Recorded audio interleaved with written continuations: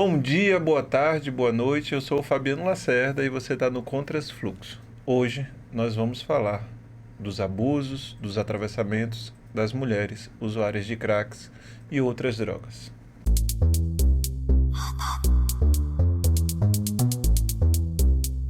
E hoje eu estou aqui com Luana Malheiro. Luana, seja bem-vinda mais uma vez, né? Obrigada. Eu acho que você tava com um visual um pouquinho diferente da outra vez que você veio aqui. Menos cabelo. Mas continua sendo essa mulher extraordinária e linda aí. Pra quem te conhece, com certeza sabe do que eu tô falando. Porque quando essa mulher posta alguma coisa nos stories, ou no feed, quando essa mulher posta alguma coisa lá junto com a gente, sempre tem uma série de comentários, vem uns haters juntos também, vem alguns haters, mas também tem a galera que te segue e às vezes já te defende ali mesmo no comentário e tudo mais, e aí eu não te conheço de perto, mas o que eu imagino é que você seja essa mulher extraordinária para ter essas pessoas todas te defendendo, né? Amando e odiando também. Mas é isso, conta aí um pouco para quem está nos assistindo, quem é você, enfim, o que é que você faz, como fala aqui na Bahia, quem é você na fila do pão, né? Eita, meu nome é Luana Malheiro, eu sou antropóloga, eu trabalho há 21 anos com o tema da política sobre drogas, com redução de danos, basicamente há uns 11 anos venho focado mais na perspectiva das mulheres, de pensar as mulheres na questão do uso de drogas. Sou cofundadora de uma rede de mulheres sobreviventes da guerra às drogas, Rede Nacional de Feministas Antiproibicionistas. É uma organização que hoje agrega mais de 300 mulheres. Tenho mestrado em antropologia, estou fazendo um doutorado em ciências sociais, concluindo um doutorado em ciências sociais. E é isso, tenho dedicado minha vida um pouco a pensar nesse momento da minha vida, interseccionalidades, uso de drogas e políticas de drogas. Apesar que a gente não vai falar hoje aqui, mas parece que você faz um som também, né? Sim, eu sou DJ Cigarra. Mas é mãe também. Sou mãe de um menino lindo, a Irã Meira. É isso. Mas vamos aqui voltar pro tema central. E aí eu já tenho logo uma pergunta, assim, já de cara, né? O que é que mais lhe chama atenção quando você escutou e escuta ainda, né? A história dessas mulheres nessa sua trajetória de vida, assim. Eu sei que é uma pergunta muito ampla. Sim. Mas, assim, o que é que ainda, depois de escutar tanto, ainda te chama atenção, né? Com relação a isso. Eu vou começar falando um pouco dos haters, que eu acho que essa pesquisa ela me mostrou muito esse caráter também da sociedade cruel, né?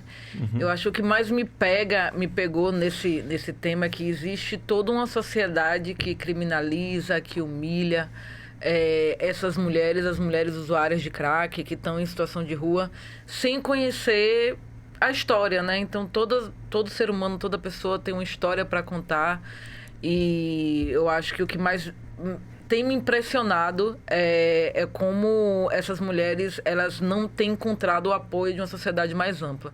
E aí eu estou falando isso basicamente porque quando eu faço essa pesquisa, quando a pesquisa vira um livro e vai para a mídia, eu recebi várias ameaças, eu recebi mensagem no Instagram, porque a linha... O mote das reportagens era que a gente pode cuidar das pessoas sem criminalizá-las. Que a política de cuidado é mais barata e mais eficaz do que a política criminal. Sim. Então, quando eu falo isso nas reportagens, isso vem muito ódio. Né? Não porque as mulheres usuárias de crack têm que morrer... assim, como justificando as violências. Então, para mim, ainda me assusta muito a gente ter uma sociedade que não consegue compreender o que está envolvido na questão relacionada ao uso de drogas, o nível de estigma, de discriminação, de ódio mesmo que gera. Então, acho que isso...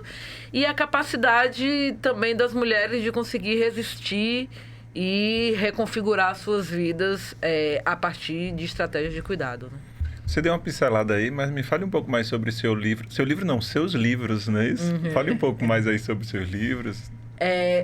O Tornar-se Mulher Usuária de Crack, ele é um livro que ele traz é um livro que foi a síntese do meu mestrado e que ele traz uma uma questão, né? Quem é que pode se tornar mulher para a política pública, para as políticas sobre drogas? Quem tem direito ao cuidado e quem tem acesso à punição, né? Então, eu faço uma pergunta a partir de uma brincadeira, né? Podemos dizer, com Simone de Beauvoir, que traz essa ideia da mulher universal, como se a mulher, quando a gente falasse mulher, a gente estivesse falando de uma coisa só e não tivesse os atravessamentos de raça, gênero, geração, território.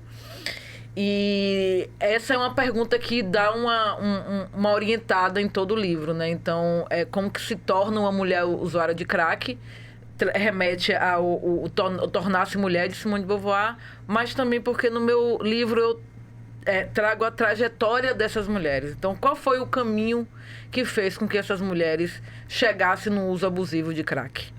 E qual foi o caminho que essas mulheres fizeram para controlar esse uso, para acessar as políticas públicas? Então, olhando de perto a trajetória de vida dessas mulheres, a gente consegue ver questões relacionadas à violência racial, violência de gênero, acesso à política pública, barreira, o que é que a gente tem hoje de política pública que as mulheres conseguem acessar, né? Porque em determinados territórios a polícia chega primeiro do que a saúde, do que o cuidado, do que a assistência social. Então, eu faço um debate bem amplo nesse sentido no livro, focando nessa perspectiva de olhar as mulheres negras em situação de rua no Centro Histórico de Salvador e pensar nesses atravessamentos, tanto das micro-relações quanto das relações, das micro-relações que eu falo dessa mulher com a polícia, com o território, com a sua rede de relações e a relação dela com as políticas públicas mais gerais, né? Então, como é que essa mulher se situa no meio de todo esse processo? E tem mais um livro no forno, é isso? Tem mais um livro no forno, que é um livro do doutorado, que fala um pouco desse processo também do trauma e uso de drogas, né? Eu fiz uma pesquisa no Uruguai, também com mulheres, mas eu também pesquisei homens, mulheres de dissidências sexuais, então entendendo na mesma perspectiva como que a gente entende a trajetória de consumo de pasta base, que é um tipo de cocaína fumada, entre essas mulheres em situação de rua, como que a gente consegue ter uma leitura da sociedade de maneira geral, né? Então, a sociedade uruguaia, eu escolhi o Uruguai porque é o primeiro país que legalizou a maconha na América Latina, então a gente tem essa sensação de que foi um país que avançou, né? Então, é vendido a política pública como uma política que avança nessa perspectiva das políticas sobre drogas, que tem um alto índice de direitos humanos. Só que eu já vou dar um spoiler um pouco dessa pesquisa. O que eu acabo encontrando é que, atualmente, o Uruguai ele tem uma política pública de regulamentação da maconha, mas que é voltada para uma população, vamos dizer assim, quem se beneficia da legalização continua sendo a população branca, rica, burguesa daquela sociedade. Claro que tem vários ganhos da legalização, né, da maconha, como os impostos que voltam aí para serviços de saúde, mas no mesmo momento político onde se legalizava a maconha, se legalizava a lei de faltas e se ampliava a pena para o microtráfico. O que é a lei de faltas? A lei de faltas é uma lei que criminaliza o fato de você estar na rua. É uma lei da vadiagem, né? Então, ela criminaliza a população em situação de rua. E o microtráfico, ele aumenta exponencialmente de punição. Então, o que é que a gente tem? Essas mulheres que são mães de família, chefe de família, que são vendedoras, que estão ali no varejo de drogas para sustentar a sua família, elas acabam sendo mais penalizadas do que um chefe do tráfico, por exemplo, né? Então, qual foi o resultado final da legalização do Uruguai? Se a gente for olhar em linhas gerais, as pessoas negras e as mulheres, elas são mais punidas com toda essa modificação da lei, que não foi só a lei da cannabis. Então, hoje o Uruguai é o terceiro país que mais encarcera das Américas. Um país pequenininho. Então, que se você for pegar os índices, esses índices eles aumentam a partir depois da legalização da maconha. Então, eu trago esse exemplo e aí eu analiso e pesquiso a trajetória de mulheres com que viveram na rua, justamente para entender, assim, bom, se a sociedade muda, se a regulamentação da maconha muda, toda a sociedade vai mudar para a população que mais precisa, a população que mais tem sofrido, que é a população em situação de rua. E aí, um pouco que eu tenho analisado como muitas dessas mulheres, que é uma constante no meu primeiro livro para o segundo livro, fazem uso de crack, fazem uso de pasta base, das cocaínas fumadas, como um método de se medicalizar, de se automedicalizar com relação aos sofrimentos, né? Então, no meu primeiro livro, eu não aprofundo tanto a questão do trauma como no segundo livro. Sim. Mas quando a gente vai olhar a trajetória de vida das mulheres, tem uma constante, né? Então, em determinado momento da minha vida, eu passo por um sofrimento muito grande que eu não consigo lidar com esse sofrimento se eu não usar drogas. Para conseguir sustentar mesmo. Para conseguir sustentar. Porque de cara eu não consigo. Então, você tem ali um fenômeno que é a medicalização da dor e do sofrimento. Né? E uma população que segue sendo invisibilizada nesse lugar que ainda tem, mesmo num país como o Uruguai, que tem uma rede de serviços maior do que no Brasil, você ainda tem uma barreira de acesso com relação a essas mulheres, né? A permanecerem no serviço, a estarem no serviço. Então, o que você vê que é a conclusão do meu primeiro livro, que me gerou vários haters, a violência racial e de gênero, ela é a verdadeira porta de entrada para o uso abusivo de crack. E no Uruguai, da mesma forma, do uso abusivo da pasta base. Então, essa é a grande porta de entrada. Então, uma vez dentro do uso compulsivo, você cria uma relação com a substância, você cria uma relação com a droga. Então, essa relação, essa ligação é o que vai fazer com que você esqueça o sofrimento imediato naquele momento, mas no dia seguinte ele volta maior e você tem que ir administrando. É como se fosse um band-aid numa ferida aberta. Não vai resolver. Né? Por isso que eu falo que a questão do uso de drogas não é uma questão simples. Não é uma questão que você chega e fala, você precisa parar de usar drogas e pronto. Né?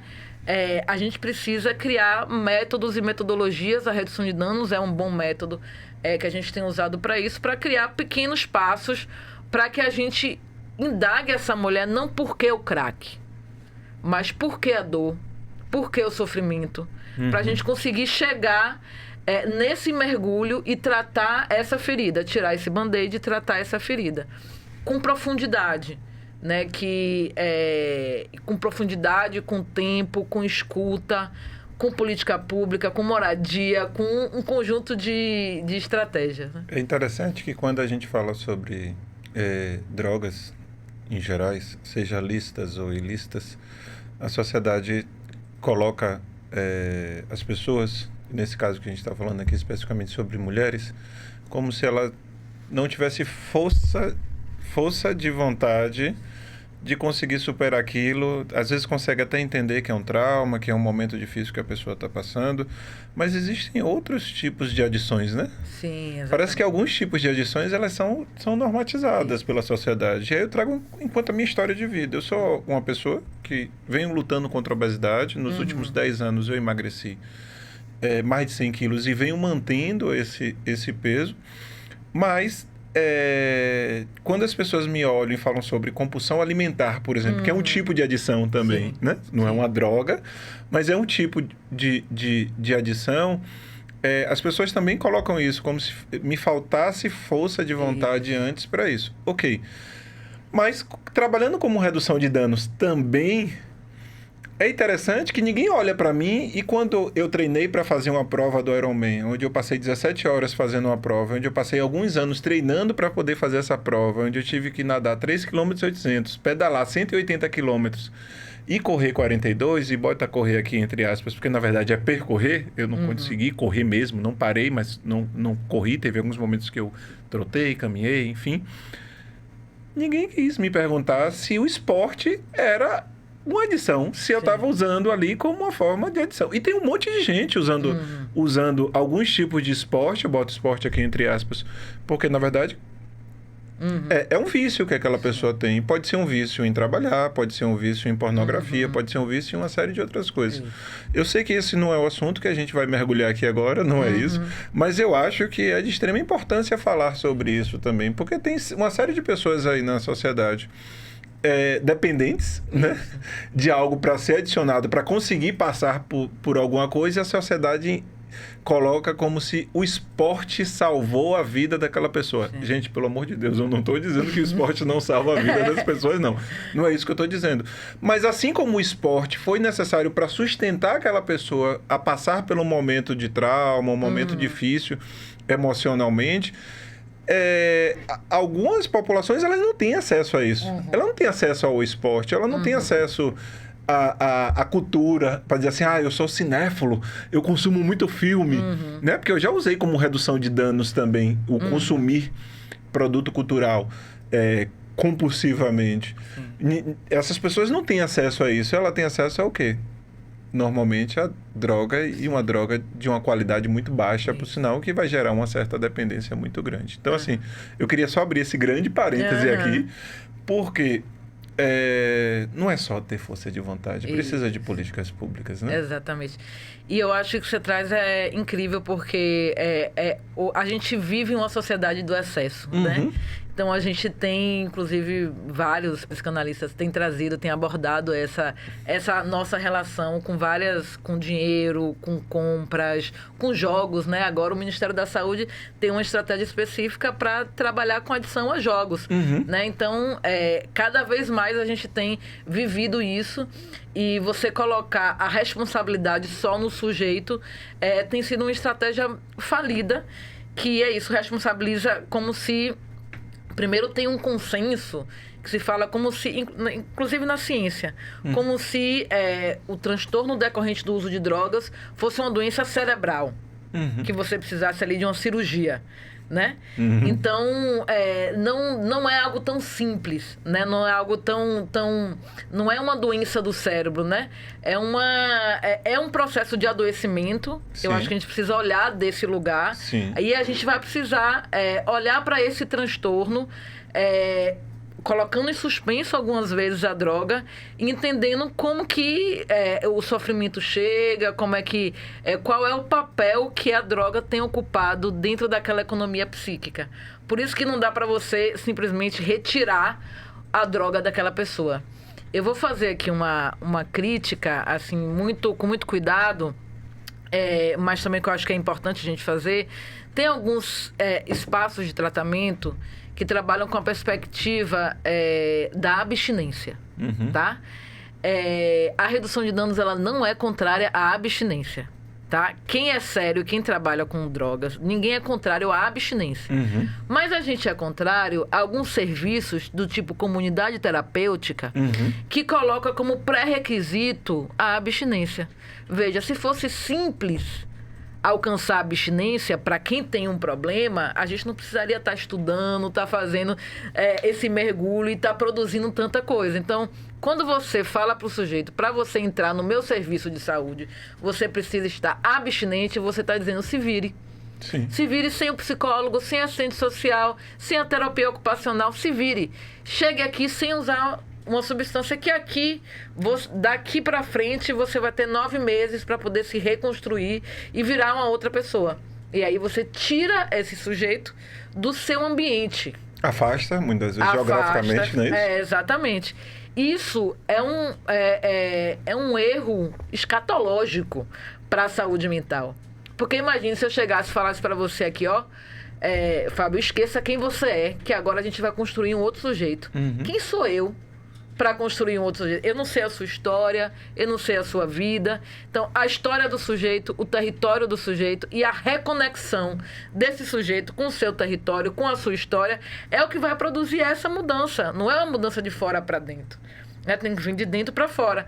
Por isso que a abstinência ela não pode ser um imperativo do cuidado. Um imperativo, uma condição para você se tratar. Principalmente quando a gente está falando de política pública sobre drogas. Então, eu não posso exigir que você esteja abstinente para me tratar, mas eu posso fazer uma análise com você aqui e dentro do seu projeto terapêutico eu entender, ó, o crack, ele não faz bem para você. A cocaína, os estimulantes, ele não vai fazer bem para você. Você tem um problema no coração, você tem um problema isso, a cocaína ela vai produzir isso em você. Qual é o caminho que a gente vai chegar para atingir a abstinência? Aí a gente consegue atingir esse estágio, que é um acordo terapêutico, a partir de várias estratégias. Mas eu não posso impor isso, porque quando eu imponho isso, eu já estou produzindo uma barreira de acesso. E aí, mais uma vez, esse sujeito vai entrar nessa comunidade, vai passar lá os 9 meses, geralmente não consegue passar os 9 meses, vai voltar e vai voltar usando mais. Porque ele vai voltar para o mesmo território, ele vai voltar para a mesma casa, ele vai voltar para as mesmas relações. E ele não aprendeu a lidar com esse território e com essas relações. Então, o nível de pessoas que voltam a usar mais a substância quando saem de uma comunidade terapêutica é muito alta. Por isso que a redução de danos tem sido uma boa proposta. Porque você vai produzindo um acesso à política pública, a diversas políticas públicas, a partir da identidade do sujeito. Então, a identidade importa. Se você chegar para me tratar, eu não vou questionar a sua sexualidade, por exemplo, como em muitos centros de tratamento é questionado. Eu não vou questionar o papel de mulher, né? Eu vou entender qual a sua identidade e vou cuidar de você a partir disso. Da mesma forma, o seu território, sua casa, suas relações familiares, eles vão importar no processo de tratamento e de cuidado. E eu fico pensando, né? Muitas dessas mulheres são mães. E se você simplesmente afasta ela dos filhos, que trabalho é esse que você vai conseguir fazer para reduzir, né? Os danos, enfim. Eu sei que essa pergunta minha é muito simplória, mas deve ter histórias que você ouviu aí. Diversas histórias aí. Mas ainda tem esse agravante ainda para a mulher, sobretudo por conta dos filhos, né? Porque quando é um homem, não, afasta e a sociedade não cobra do homem. E também, vou colocar em termo aqui de dependência mesmo. Muitas vezes a criança ela precisa de talvez eu possa estar até falando uma besteira aqui, eu não sei, uma mulher dependente, se ela dependente de droga, se ela pode amamentar, por exemplo. Sim. Mas ela é afastada de uma criança, por exemplo, quando entra dentro de um processo desse, de um centro terapêutico, Veja, né? Esse tema que você traz, ele é muito importante. Eu trago isso no meu livro também de maneira muito profunda. Porque, veja, não existe mecanismo pior para o desenvolvimento neuromotor, do desenvolvimento cerebral da criança do que o afastamento mãe-bebê. Porque, veja, nós somos mamíferos, né? O contato e o vínculo materno, ele forma a nossa cognição, né? Então, a gente tem uma pesquisadora da Universidade Federal do Rio Grande do Sul, a Gabriele, que ela mostra isso, que bebês separados, ela pega mães usuárias de crack com seus filhos que amamentam e crianças que foi retirada do seu convívio com a mãe. As crianças que foi retirada do convívio com a mãe, ela tem o desenvolvimento mais prejudicado. Então, o que é que essa pesquisa tem apontado? E que a minha pesquisa também aponta que quando a gente precisa quebrar um fluxo que tem acontecido em Salvador, na Bahia e no Brasil e na América Latina de maneira geral, que é a retirada do direito à maternidade das mães usuárias de crack. Tá? Retirada. A retirada do direito à maternidade. Mas é retirado hoje em dia na prática? É retirado. Por várias argumentações. Você tem a argumentação... E aí, assim, né? Essa retirada, hoje em dia, ela vai contra o Estatuto da Criança e do Adolescente. Sim. Né? Isso não se pode fazer isso. Mas aqui em Salvador, teve uma situação do Poder Judiciário emitir uma notificação para as maternidades públicas, para que as maternidades notifiquem casos de mulheres em situação de risco social, que aí leia-se mulheres negras usuárias de crack. Isso deveria gerar um maior aprofundamento do Poder Judiciário no cuidado a essa mulher. Então, o que é que você imagina? Né? Então, acionou o Poder Judiciário, então o Conselho Tutelar vai intervir para conseguir um abrigamento para essa mulher, né? Para conseguir cuidar desse momento que ser mãe é difícil para todo mundo. Sim. Né? O Conselho Tutelar vai cuidar dessa relação. O que tem acontecido é que a criança ela é abrigada. Muitas vezes as mães elas não têm a identidade. E o que acontece, como são bebês, acontece a adoção à brasileira.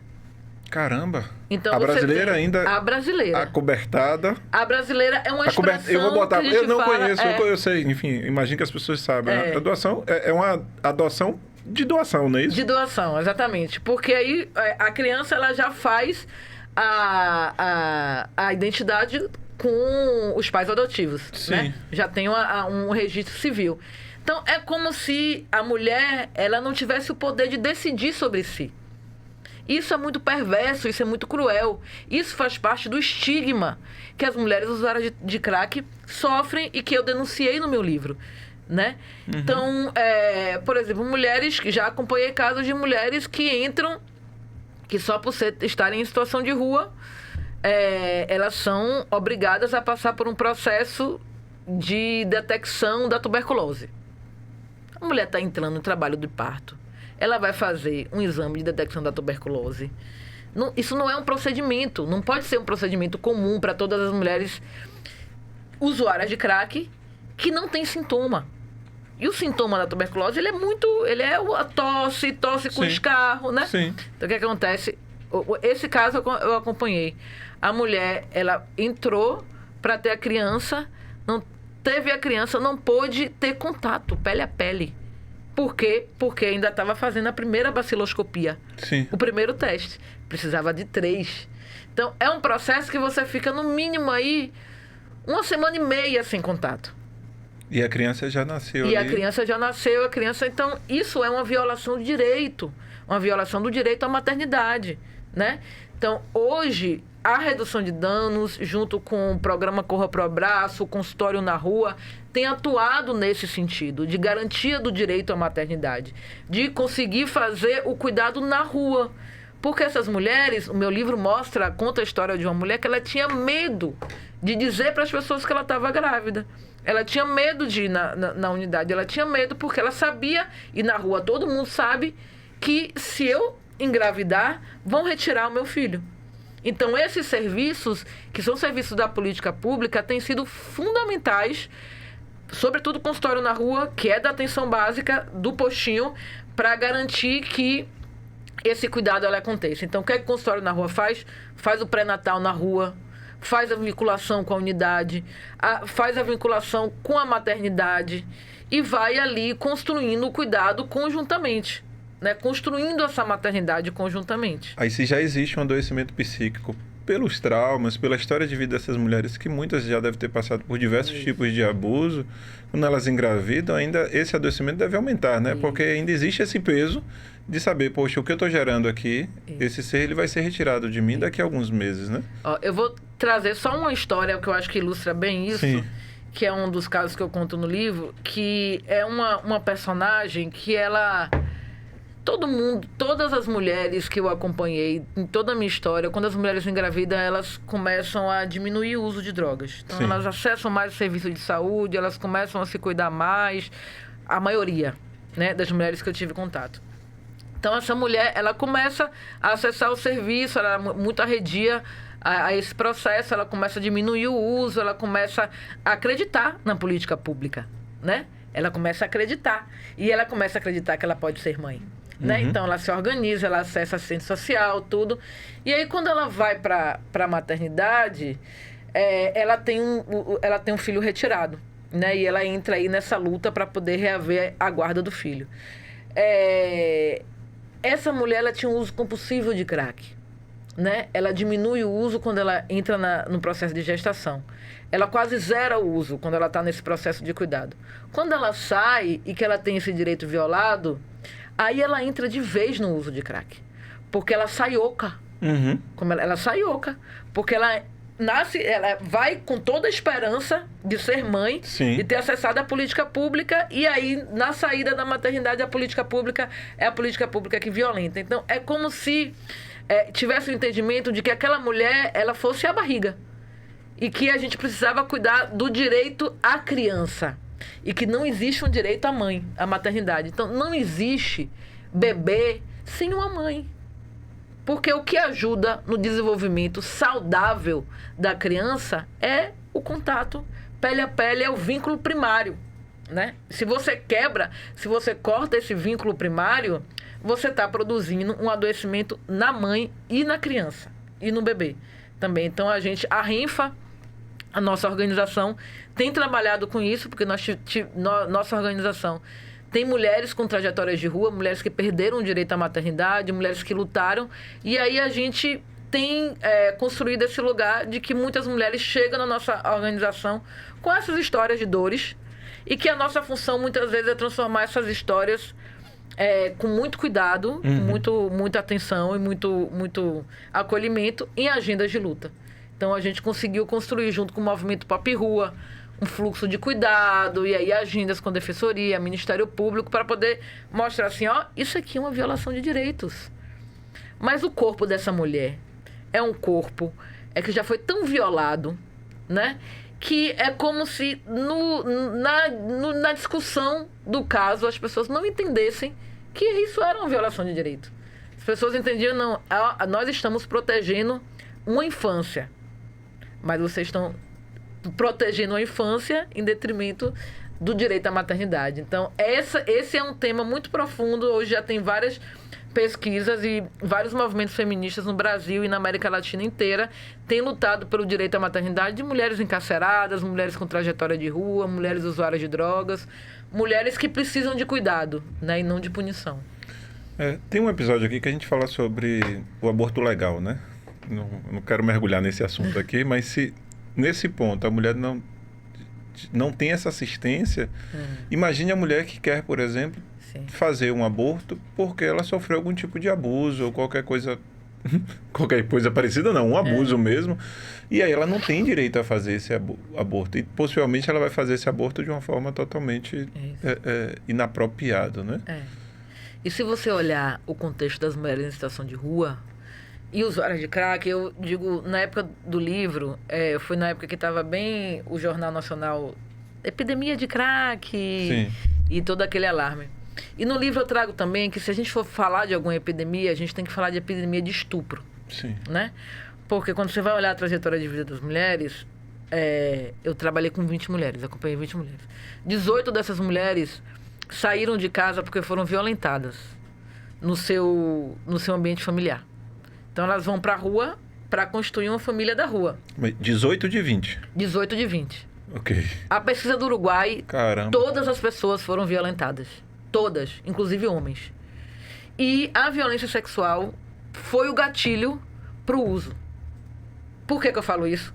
Porque a pessoa sai com esse sofrimento, vai para a rua, na rua, encontra o acolhimento da rua, mas também encontra o remédio da droga. E o que tem disponível na rua? Crack ou pasta base, né? Então, esse mecanismo foi o mesmo mecanismo, um mecanismo de automedicalização, né? Então, aí quando essas mulheres crescem na rua, você tem um aprendizado na rua, que é muito perverso com as mulheres. Então, as mulheres, elas relatam que elas são violentadas por agente de segurança privado, agente de segurança pública, outros moradores de rua, outras pessoas em situação de rua e o tráfico de drogas, o mercado de drogas, que é muito cruel com a vida das mulheres, né? Então, essa mulher, ela é perseguida, entende? Ela é perseguida de todos os âmbitos. Ela é perseguida pelas políticas públicas, por boa parte das políticas de segurança. Ela é violentada pelo parceiro ali da rua, né? Então, essa mulher, ela precisa encontrar estratégias de sobrevivência. Então, se a gente for falar de uma epidemia, a gente precisa falar da epidemia de violência sexual, né? Que acomete o corpo dessas mulheres, né? E muitas vezes eu montava junto com elas as trajetórias de vida, né? Eu desenhava. E aí tentava, qual é o momento gatilho? Qual é o momento que você está ali organizado e que você volta a usar? É o momento que uma violência dessa acontece. E aí eu tive esse exercício de nomear as violências. Quais eram as violências? Então, o estupro apareceu número 1 dentro dessa violência, né? O teor do estupro. A violência racial também, né? Sendo colocada de maneira muito presente nesse processo. Nesse processo de violação. Os espancamentos na rua, né? Do tráfico de drogas e a retirada do direito à maternidade. Foram colocados como gatilhos para o retorno ao uso mais compulsivo de drogas, né? Um uso mais importante. Estou impactado. Apesar de já ter noção de algumas coisas, mas ouvir isso de você, assim, que está ali de tão perto, eu tô realmente impactado. Vou pedir só uma pausa aqui. Sim. Não dá pausa não, Matheus. É só pedir uma pausa para você que está nos assistindo aí. Deixe seus comentários, o que é que você está achando até aqui, porque para a gente é muito importante isso, até para a gente gerar outros episódios. E se você conhece essa realidade de perto também, se tem alguma história que você gostaria de contar, deixa aqui nos comentários. Vou pedir também para você curtir, para você compartilhar, que isso vai ser muito importante para a gente. É um ato muito simples para vocês.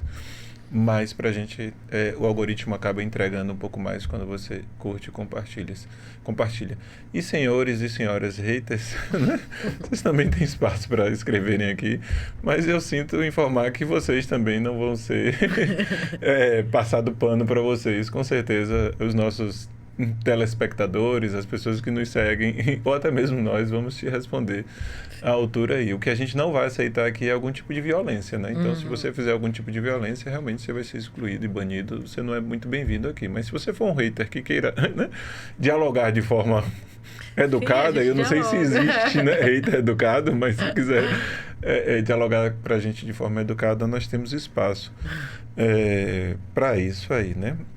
A gente fala muito sobre os abusos, né? Físicos, sexuais, enfim, tudo mais, mas pouco a gente fala sobre os abusos psíquicos, né? Os abusos mentais. Não que um seja mais importante do que o outro, ou tenham pesos totalmente diferentes, né? Mas essas mulheres, elas conseguem nomear esses tipos de abusos emocionais e psíquicos? Elas conseguem nomear isso ou ainda falta conhecimento delas, né? Não quero colocar a palavra ignorante aqui no sentido de ignorar, mas de falta de conhecimento. Elas conseguem entender que estão sofrendo um abuso psíquico junto com tudo isso? Porque... Conseguem entender. Eu acho que nomear na linguagem do movimento social ou nomear na linguagem das políticas públicas, não. Mas conseguem identificar o abuso, a violência psicológica, a manutenção de uma violência, um vínculo que que produz abuso psicológico também. Então, tem essa percepção e eu acho que tem essa tarefa também dos movimentos sociais, né? Sobretudo dos movimentos de mulheres, de acolher a demanda da rua e a demanda das mulheres da rua também e conseguir fazer essa troca dessa linguagem, né? Nossa rede, a Rinfa, ela nasce muito nesse sentido, né? Sobretudo nessa função. Nossa organização aqui em Salvador, ela é composta, a maioria das pessoas não vieram das universidades, né? Ou não vieram do movimento feminista, vieram das experiências como essas que eu estou contando, né? Então, das experiências de terem sobrevivido ao cárcere, de terem sobrevivido à rua, de terem passado pelo trabalho sexual. Então, a gente... algo que é importante de se dizer, que é uma produção também dessa sociedade machista, proibicionista, racista, é que boa parte dessas mulheres, elas chegam, inclusive chegava na nossa organização, com a narrativa,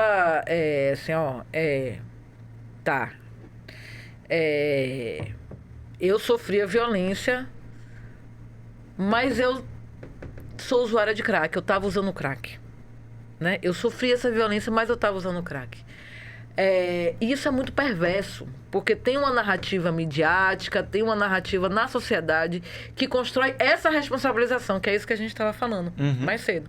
Essa responsabilização dessa mulher. Então, muitas mulheres, por exemplo, perderam o direito à maternidade, entraram em sofrimento, mas era difícil mudar essa narrativa. E assim, não, você não é responsável pela violência que você sofreu. Você sofreu uma violência, né? Você não precisa sofrer essa violência. Mudar a chave e sair do abuso para que agora eu preciso transformar isso numa agenda de luta, porque eu vou sair desse lugar, né? E vou precisar criar ferramentas para minha proteção e para a proteção das minhas companheiras, né? Eu acho que esse é eu acho que é a chave, né?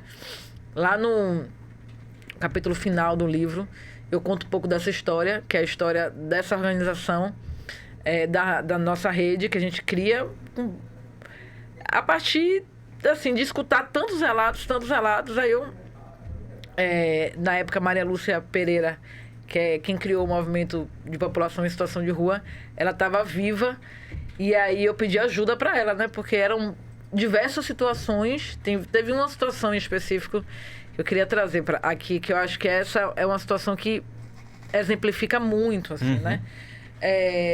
Que eu fui levar, porque entendendo que boa parte das situações de violação ali, a nossa organização não ia conseguir lidar sozinha. Então, eu chamo o movimento Papo e Rua, vamos cuidar disso daqui, porque isso aqui é grave. Foi uma situação de uma mulher que era usuária de crack, tinha uma criança, e ela estava sendo ameaçada pelo companheiro, né? Ela vivia uma relação super abusiva, uma relação de... O ex-companheiro usava e também tinha uma coisa de violentar ela muito. E aí teve um dia que ela disse um basta, ela ficou sabendo que existia a delegacia da mulher, então eu vou nessa tal da delegacia da mulher, isso ela contando pra gente. Se organiza, pega a criança, deixa com a companheira, vai, chega lá, ela é humilhada, né? Pela agente pública que deveria acolher. Então, perguntas como: o que você estava fazendo na cena de uso? Você é usuária de crack? Foram feitas de uma maneira para constranger. Sim. E aí, no meio do atendimento, ela falou: preciso de um lugar para onde ir. Aí a pessoa que atendeu ela falou: até tem, mas não é para você, porque você está em situação de rua, então você vai ter que ir para o fluxo da assistência, para o abrigamento misto, abrigamento comum. Veja, essa mulher, ela é uma mulher. E aí ela tem uma fala dela, que foi a fala que inspirou o título do livro. Ela fala assim: mas essa não é uma delegacia para mulheres. Eu sou menos mulher, então eu não sou uma mulher. E ela sai revoltadíssima, porque ela entende, a partir disso dali, que a política para as mulheres protegia algumas mulheres, não ela, né? Porque a Lei Maria da Penha, ela é linda, né? Ela é ótima.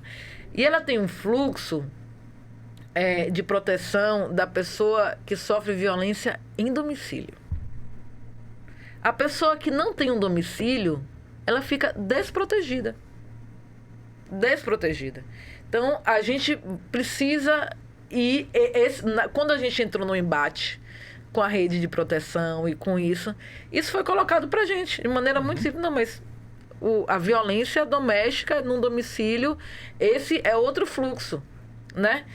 Então, essas barreiras de acesso que são produzidas, e que são produzidas pelo estigma também, né? Elas produzem desassistência, produzem adoecimento, mas produz também luta, né? Porque foi a partir disso que a gente se junta e que a gente fala: não, então vamos convidar as pessoas para vir apresentar esse serviço aqui. Ou então vamos nos espaços onde esse serviço na rede de proteção à mulher. Vamos conversar sobre isso. Porque você não pode pegar uma mulher que sofre uma violência e mandar para um abrigo comum. Porque tem o abrigo da Lei Maria da Penha, da Rede de Proteção à Mulher, é um abrigo secreto, né? É um abrigo que você fica protegida.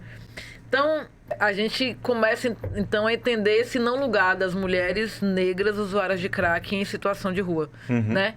Da ausência de política pública para essas mulheres, da necessidade que a gente tem de construir uma rede de proteção para essas mulheres.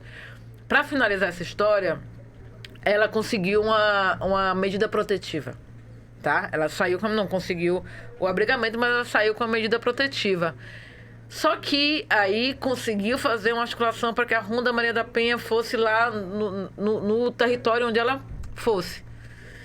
Só que o tráfico de drogas, para o tráfico de drogas, se você faz uma denúncia dessa, você chama a polícia para o território. E aí, no final das contas, essa mulher, ela teve que sair do seu território e foi acolhida pelo movimento social, né?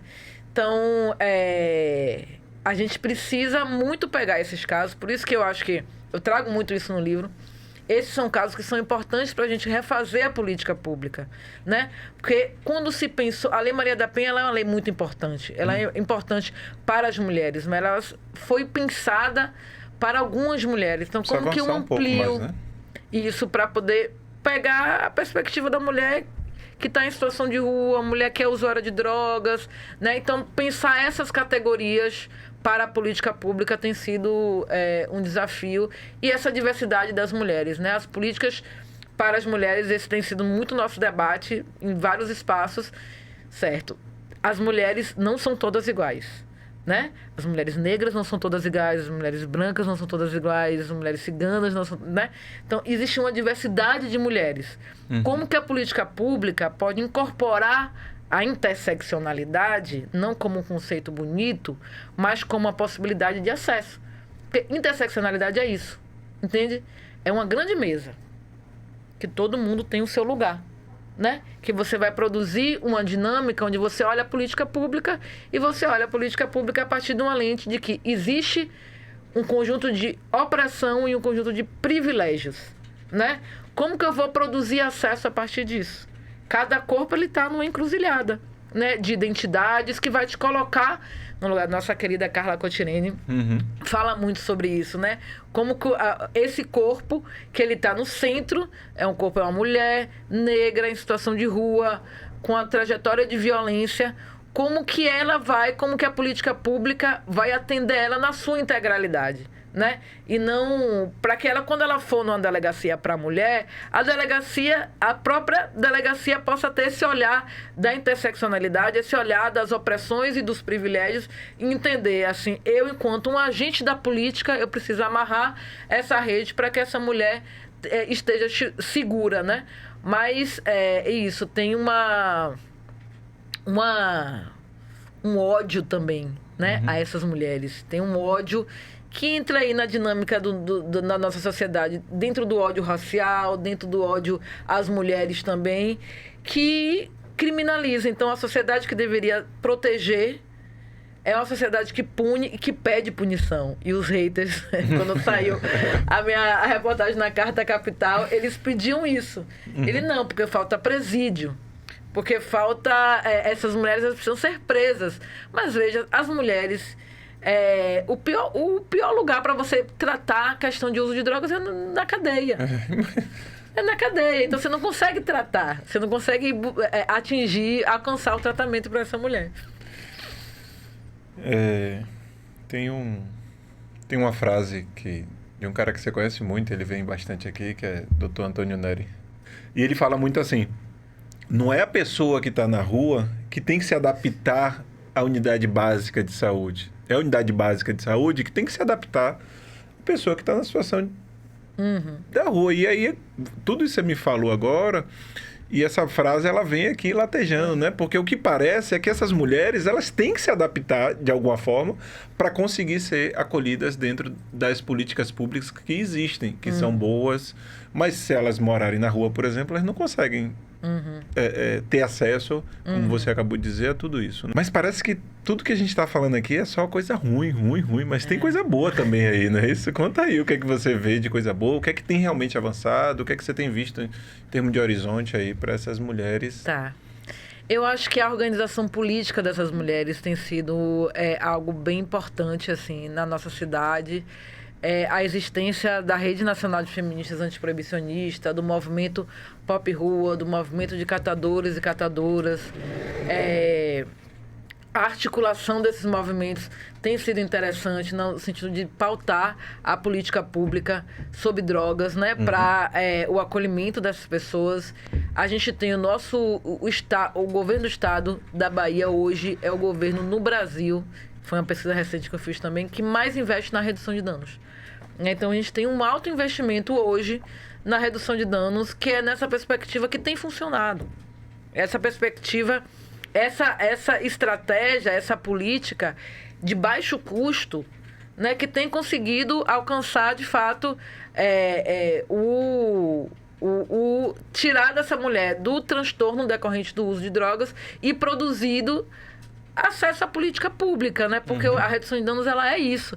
Ela é o acesso a direitos, a direito à moradia, direito à cultura, direito à saúde, a direito à proteção social. Então, quando a gente fala de redução de danos, a gente não está falando de kit, a gente não está falando de insumo, a gente está falando de acesso a direitos sociais básicos.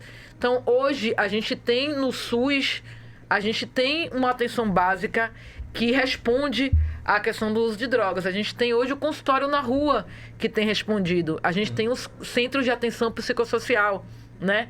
Que é um espaço que a gente precisa conversar mais sobre isso, né? Porque tem vários memes aí que eu vi na internet de que fugiu do CAPS. A pessoa fugiu do CAPS. Ninguém pode fugir do CAPS, porque o CAPS não prende ninguém. Entende? Então, eu tenho acompanhado várias transformações de vida nesse processo mesmo, assim, de que eu tô aqui na rua e o próprio livro mostra isso, traz alguma dessas histórias. Aí eu conheci o consultório na rua, aí eu conheci o abrigamento, e aí eu consegui alugar minha casa, consegui cuidar do meu filho, e aí quando eu vi, o crack já não existia mais na minha vida. Por quê? Porque eu consegui cuidar do sofrimento, né? Eu consegui ter tempo para cuidar do sofrimento. E tem uma coisa com as mulheres que é muito difícil. Nós cuidamos do mundo. Sim. Nós cuidamos do mundo, mas nós não nos cuidamos. Nós não cuidamos de nós mesmas, né? Então, eu tenho acreditado muito no movimento feminista antirracista nesse sentido, dessa produção, desse cuidado radical, desse cuidado implicado, desse cuidado consciente, né? De que essa mulher ela consegue se entender não como uma vítima, né, mas como alguém que pode transformar essa realidade, né, que pode olhar, que pode lutar pelo funcionamento do seu serviço, do seu CAPS, do seu CAPS-AD, pode dizer como que ela deve ser cuidada, né? Hoje a gente tem espaços onde o governo escuta a sociedade civil para a elaboração das políticas públicas, e a gente precisa valorizar isso, porque um governo sem a sociedade civil não caminha bem, né? Então, a gente tem produzido essa conexão, esse diálogo de estar na rua, estar conversando com as mulheres da rua e estar produzindo espaços para conseguir pautar a política pública, né? Então, a redução de danos funciona, o Sistema Único de Saúde funciona, a rede de atenção psicossocial funciona, e a gente tem... E o movimento feminista, antiproibicionista, antirracista tem funcionado no sentido de acolher, proteger, encaminhar e tensionar a sociedade de maneira geral e o poder público para a construção dessas vias de escape, né? Então, se a rede de proteção, se a delegacia contra a mulher não atende essa demanda, vai atender, vai ter que atender, porque a gente vai tensionar até que atenda. Então, a gente constrói alianças para que a gente consiga furar essa bolha e produzir esses acessos. Luana, eu sei que nosso horário aqui já está bem avançado, mas eu queria te agradecer. Eu acho que em nome de várias pessoas aí, obrigado por existir, né? Eu sei que não é só você, tem toda uma equipe aí que está junto contigo. Então, sintam-se abraçados e também homenageados aqui nessa simples homenagem, mas eu acho que obrigado por você e por vocês existirem, vocês que fazem parte de toda essa rede aí. Eu vou deixar aqui embaixo, aqui na descrição, enfim, sobre essas instituições que você falou, quem quiser saber mais. Vou deixar alguns links aqui embaixo também como vocês podem encontrar a Luana, mas você pode também dizer como é que as pessoas conseguem Tá. encontrar facilmente aí. Eu queria, antes de mais nada, queria divulgar aqui a casa, a nossa casa de acolhimento às mulheres em situação de rua. Chama Casa Rinfa. Ela funciona lá na rua Góes Calmon, na Saúde. Sim. É uma casa que acolhe mulheres e crianças. Ela não é uma casa aberta aos homens, é uma Sim. casa exclusiva para mulheres e para as crianças. Porque a gente tem uma dificuldade muito grande na rede com relação a espaços focados em gênero, né? Então, geralmente a mulher ela vai para um serviço, aí o mesmo serviço que ela se cuida é o serviço que o companheiro ou o agressor dela também faz o tratamento, né? Ou espaços que não tem uma abordagem às infâncias, né? Então, a gente, nesse espaço, a gente vai ter espaços de convivência para as mulheres, espaços para lavar roupa, tomar banho, para trocar uma ideia. A gente vai ter atendimento com uma psicóloga, assistente social e atendimento de advogada também. E a gente tem uma equipe que é toda feita de mulheres com trajetória de rua, mulheres que vieram da rua, mulheres sobreviventes do sistema penal também, porque são mulheres que a Rinfa faz 10 anos esse ano, e são mulheres que vêm acompanhando a Rinfa ao longo desse percurso, e hoje a gente tem essa casa estruturada para acolher essas mulheres. Então eu convido, a gente vai fazer várias atividades, convido vocês a seguir a nossa página, a página da Rede Nacional de Feministas Antiproibicionistas, que lá a gente vai divulgar todos os eventos, tudo que a gente fizer dentro da casa. Muito bom. Eu vou deixar aqui embaixo, gente, como é que faz para você conseguir encontrar, né? Um link, enfim, alguma Sim. coisa assim. E vou deixar também suas redes sociais também, para quem quiser ter acesso às suas redes sociais. Se você chegou até aqui, eu vou lhe pedir novamente, se você não curtiu, você não comentou, se você não compartilhou, se você não fez nenhuma dessas 3 coisas, vou pedir para você fazer uma delas, ou quem sabe as 3 coisas, porque vai fazer uma diferença muito enorme aqui no nosso conteúdo. Tá bom? Hoje nós ficamos por aqui.